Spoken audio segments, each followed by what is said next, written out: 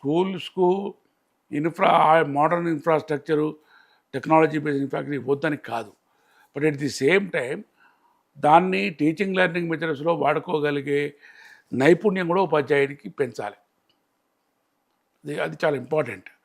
ఆ నైపుణ్యం లేకుండా కూడా నువ్వు టెక్నాలజీని డంప్ చేస్తే లాభం లేదు. ఫర్ ఎగ్జాంపుల్ మనం ప్రతి మోడల్ పబ్లిక్ స్కూల్ కావచ్చు, హై స్కూల్ కావచ్చు, ఇప్పుడు అనుకున్న తెలంగాణ అనుకుందాం కాసేపు ఒక 5 యూనిట్స్ కంపల్సరీ ఉండాలి.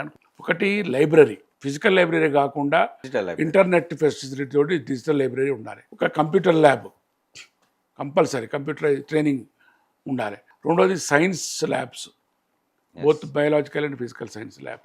తర్వాత స్పోర్ట్స్ యూనిట్, వ్యాయామ విద్య, స్పోర్ట్స్, యోగా, ఇదంటే అన్ని పెట్టవచ్చు. ఇక ఇంకోటి social service unit, NSS, national social service, understanding the surroundings of the school, social service ఎట్లా చేయాలి, ప్రజల సమస్యలు ఎట్లా అర్థం చేసుకోవాలి, వాళ్ళకు మనం ఎటువంటి సొల్యూషన్స్ ఇవ్వచ్చు, ఇవన్నీ ఈ 5 యూనిట్లు కనుక గట్టిగా ఉంటే ఇవన్నీ ఆటోమేటిక్ వీడికి క్రిటికల్ థింకింగ్ ఇవన్నీ వస్తాయి పిల్లలకు.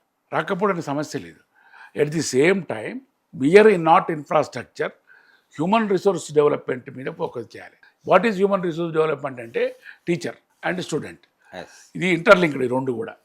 ఇప్పుడు ఇవాళ ఎస్ఎస్ మంతా కూడా రాసిన వ్యాసంలో మనకు ఒక కాన్సెప్ట్ శిక్షా దీక్ష అనే ఒక కాన్సెప్ట్. ఈ శిక్షా దీక్షలో శిక్షణతో పాటు విద్య ఇవ్వడంతో పాటు వాళ్ళకు ఒక కమిట్మెంట్, ఒక దీక్ష, value based education, value orientation తీసుకోమంటే ఒక దీక్షలాగా.